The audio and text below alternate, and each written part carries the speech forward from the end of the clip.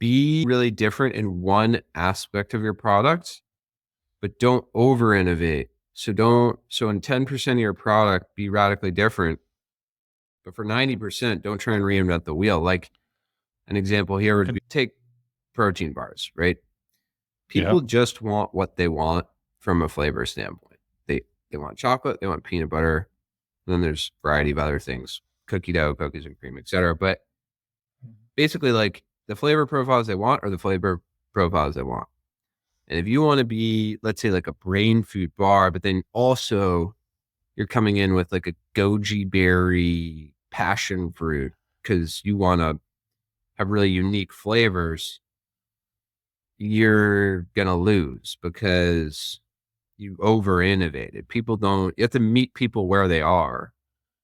And a couple of people will love that, but like the mass market will not.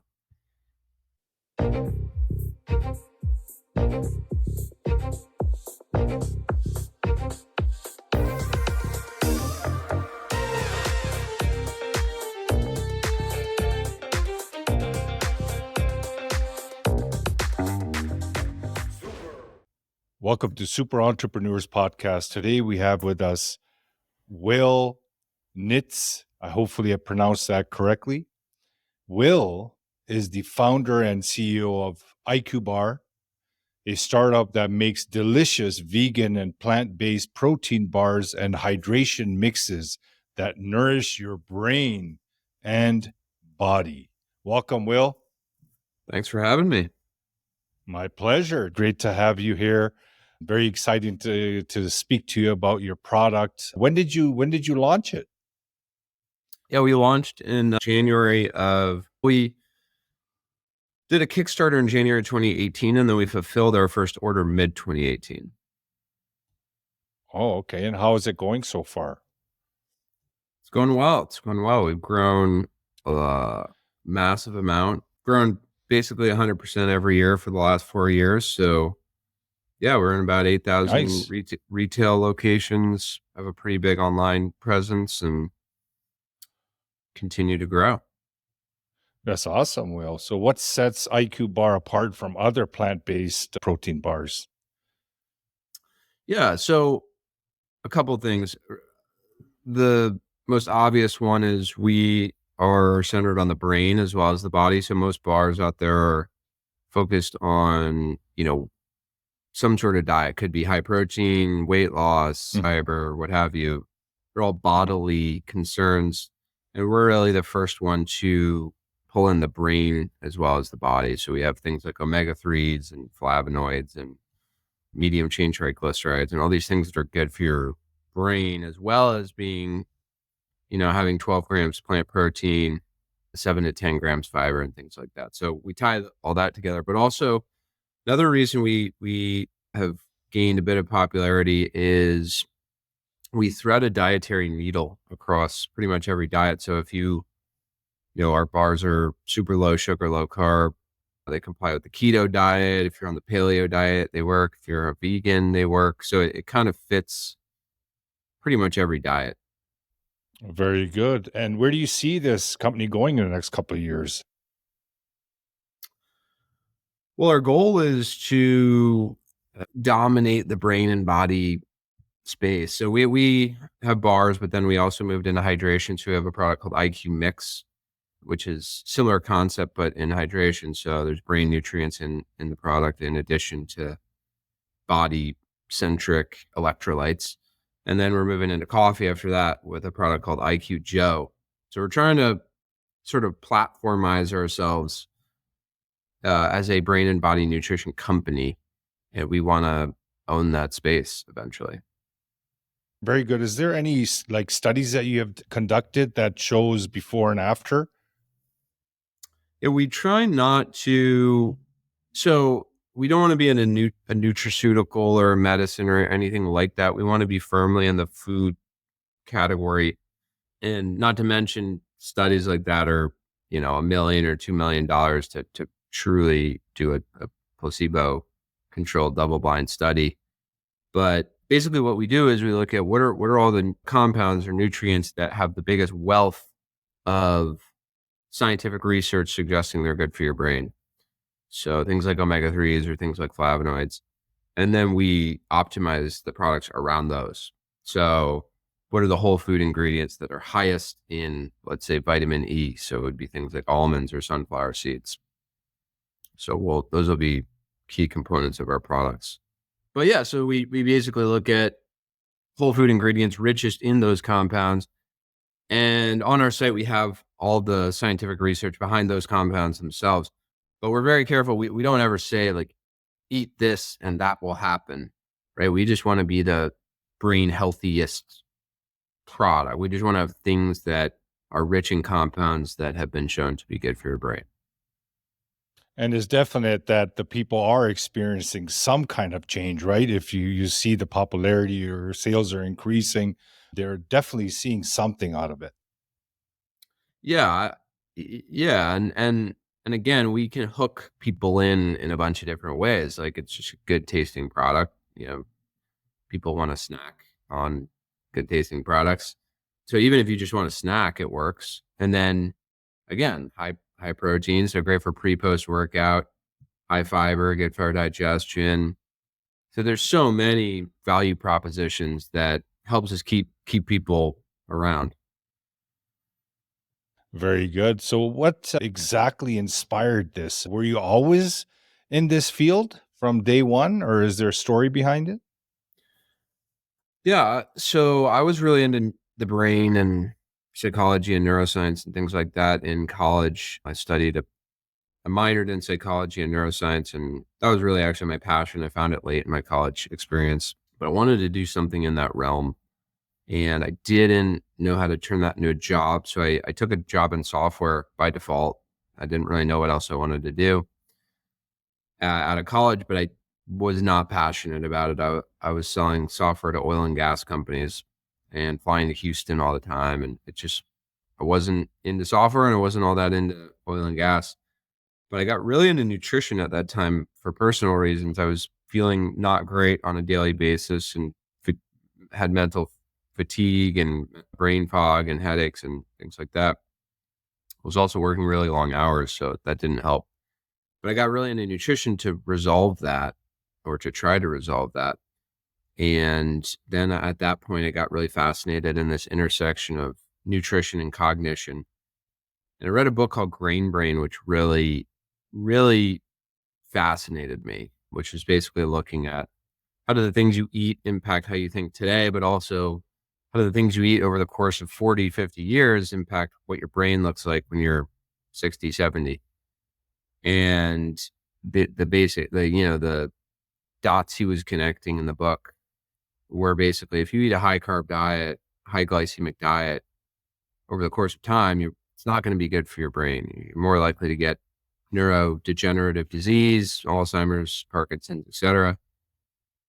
And then also just on a short-term basis, you're going to feel like crap. I mean, you're going to think slower, you're going to crash more often, etc. So I got really into this low carb as it relates to the brain diet. And then I was just like, well, why does this not exist in a ready to eat form? Why does brain food not exist, quote unquote? And yeah, that was really what kicked it off. And then from there, like once you came up with the product, we don't need to go into how you put it together, but once you actually had the product, what steps did you take to launch it initially? Well, I had no idea what I was doing because I didn't have any background in consumer goods or food or Mhm. nutrition. I wasn't a foodie and none of that. So I live in Boston. So I found all the people who had consumer goods, food-based consumer goods companies in Boston. I pinged them on email or LinkedIn, or if I could find their phone number, I called them. And then I sat down with all of them. They were all kind enough to sit down with me for coffee, and I just peppered them with questions. So I was like, how do you set up a supply chain? How do you manufacture? What should your gross margin be? Should I be an LLC or a C corp? You know, basically every like what website platform should I be on, Squarespace or Shopify? And got answers to all of those and kind of triangulated it because different people said different things. And yeah, one of those companies was manufacturing bars, and they're doing so in Washington State. They linked me up with their co-packer and called the co-packer, and they agreed to make our product. And yeah, I mean, there's a zillion other details, of course, but that was the high level of how we got started. That's great. What do you feel in that process? Was there any specific failure that you came across, or a challenge that if you had to do it over again, you would definitely know not to do? In those early stages, or just over the course Early of the, stages, or yeah. even during the startup phase? It's hard to say because, I would say it'd be cool to have known more about food science and product Yeah. development, maybe spent more time developing our products. But I don't know that it's like, what you know at the time, and it's hindsight's always 2020. And you kind of have to get a product out into market, start getting feedback and iterate on that. The way we did the way we financed the business in retrospect was worked well. Basically, we raised a little bit of money that allowed us to run a really successful Kickstarter. And then on the back end of that, we raised a decent amount more money. And, so oftentimes you have horror stories about someone sold some huge portion of their company way too early. And that really wasn't the case with us. We were Good. pretty anti-dilutive in the early stages. So I don't really have many regrets. I guess perhaps getting a product person sooner would have been good. You live and die by your products and your product quality. So, but no, I don't. All the That's all right. mistakes have come actually not in the early phase, more so like Later medium phase. I guess one big mistake we had early was we went into CVS. But again, I don't know if this is a mistake. It was kind of a shit show, for lack of a better term, because we went into 3,000 stores less than 6 months after we had sold our first bar. So we were in every city in America because CVS approached us and they're interested in carrying us. And so we had to figure out how to manufacture all these things. Yeah. And then how do you sell them once they're on the shelf? Which is, we were in some random set in the back corner of the store. And so kind of product expired. We got a huge chargeback Oh, no. from CVS. But again, I can't say I regret that a ton because that got us a bunch of sales. We then were able to go out and raise money. Yeah, got the message out. We were able to raise money based on those sales at a higher valuation. Then that led to a bunch of other things. So I can't say that actually that it was a mistake per se, but it was definitely a challenging experience. Yeah, definitely. The great thing about that is you took the action, you took the step, so I'm not sure either if that's a regret or a mistake, because I think anybody in that position would take that order. Yeah, right? Totally. I mean, if I did it again, Yeah. I had more money, I had more time, and probably you don't grow that quick. That was a crazy way to grow. Like we were in basically no locations, and then we were in 3,000. So how did you manage the manufacturing? Like the people that you work with to manufacture this product, they were able to produce that much? We had to move to a new contract manufacturer for that order. It was crazy. We only had like 3 months to totally move all our operations. Wow. And by the way, it was across country. It was Washington State to New York State. Yeah. So it was a crazy time. That's amazing, though. But because, the guys in Washington State couldn't make that many bars. We were going from like maybe 20,000 bars to 200,000 bars. So, I mean, we had a 10x our output. And we found a group that could do it, and that's good. Got it done. That's wonderful. Can you share some tips to entrepreneurs that are looking to launch their own product? I would say really, really, really focus on the unit economics. And you might not have great unit economics to start because you don't have all that much leverage with suppliers. At least have to have a believable path to, ideally a 60% margin, but at least a 45 or 50% margin, gross margin. So that's a big one, right? Because if you don't have that, you're always going to be fighting a really, really tough battle, because you're going to have to spend a lot on marketing to grow your Yeah. business. That's one thing. I guess the second thing would be, be really, really different in one aspect of your product, but don't over innovate. So in 10% of your product, be radically different, but for 90%, don't try and reinvent the wheel. Like an example here would be, Continue what works. yeah, well, like take protein bars, right? Yeah. People just want what they want from a flavor standpoint. They want chocolate, they want peanut butter, and then there's a variety of other things, cookie dough, cookies and cream, etc. But basically, like, the flavor profiles they want are the flavor profiles they want.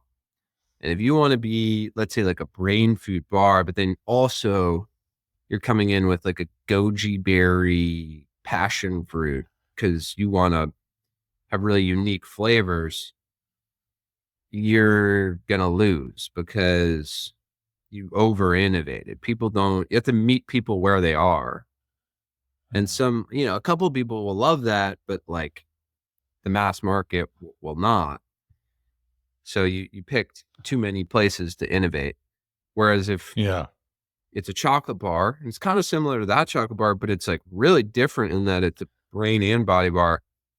It's just enough innovation such that you're still meeting people where they are, but you're right, you're meaningfully different in that one vector. Have you ever, I'm not sure about this, like I haven't come across it, but has anyone developed a avocado bar? Oh man, that would spoil in like 2 days. Oh yeah, that's a good point. An The shelf life, avocado there's bar? no shelf life. There's no No, shelf life to that, right? no. Avocados, yeah, have a pretty short shelf So, life. I mean, people use avocado oil. That definitely is. but not a bar because it wouldn't last, right? No. And this is why bars are so challenging. You need to create a product that will last on shelf for a year. Yeah. It's crazy. Oh man. Not refrigerated. And then when you do that, the ingredients that you use, do they tend to be healthy though? Like if they have a shelf life of 12 months? Yeah, I mean, like if you take a handful of almonds, that'll Yeah. be fine in a Yeah. year. Yeah. What causes spoilage is moisture. So, because moisture causes chemical reactions to occur. Well, it's a variety of things. It's heat, moisture, and sunlight. But Mhm. let's just say it's kept in a sealed package and not a super hot room or location. It's on a cool store shelf. It's basically moisture, which is facilitating chemical reactions, which then cause something to spoil. So if you control your moisture of your product, many things last very, very long time, right? Good Like point. honey is completely natural, and honey can sit on a shelf for 10 years. You can try it and it'll taste Yeah. the exact same. So it's not so much like, is it good for you? It's just, can you be creative about really controlling things that make natural ingredients spoil? In other words, water, sunlight, heat. Mm. Yeah. So, can you share with us what you feel your innermost superpower is that got you to this point in life? I think it's two things. I would say it's a growth mindset. I don't know if you've ever read Mindset by Carol Dweck, but yeah, No. growth mindset. I'm a big fan of that. Being Yeah, same here. a constant beginner, but also having the confidence that you can learn anything. Mhm. There's nothing you can't get good at. And then just like dogged persistence. I think, Yeah. look, it helps. I don't have kids. I'm a young guy. I'm healthy. Try to stay healthy, but also just I have built like this muscle memory of candidly working a lot, like working long hours, 6 to 7 days a week for years at a time. And whether or not that's a good thing, that, in my opinion, is what it takes to get something off the ground. So, I mean, that there's just a sheer hard work component that you can't Yeah. really get around.